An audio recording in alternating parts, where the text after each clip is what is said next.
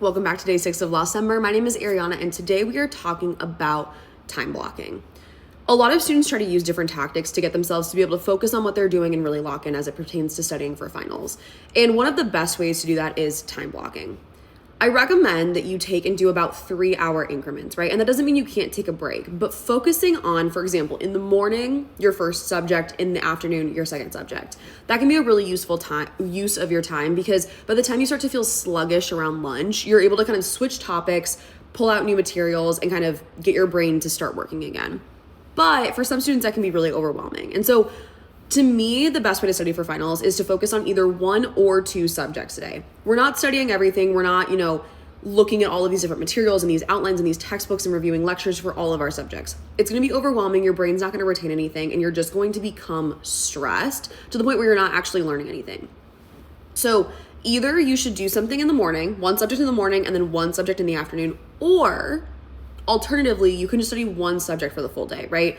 Now, if you're going to do that, you need to map out, okay, I want to make sure that I'm studying for all of my finals for about the same amount of time. But there is some strategy in that, right? Because if your last final, if you have 4 days between your second to last final and your last final, then you already know you're having 4 days to study that subject before you sit for the exam. Whereas that first exam, once it's done, right? We can't go back and we can't do anything about it. So it's important that you come up with a study plan for the rest of finals early in your study process, because otherwise what will happen is, I don't want to say you run out of time, right? But you may not allocate your time in the best way possible. The other thing to consider is, are some of your books open note versus closed note? Are some of your exams, is there some subjects that you're more concerned about versus others? And all of those need to be considered when making your schedule. But at the end of the day, your schedule is custom to you, right? And I'm happy to sit down and talk with you, or to even just DM and go back and forth about what I think would be the best schedule. But it depends on a few things, right? And so let's make sure that when you're making your schedule, you're considering these things. What exam are you most concerned about? What materials can you bring into what exams?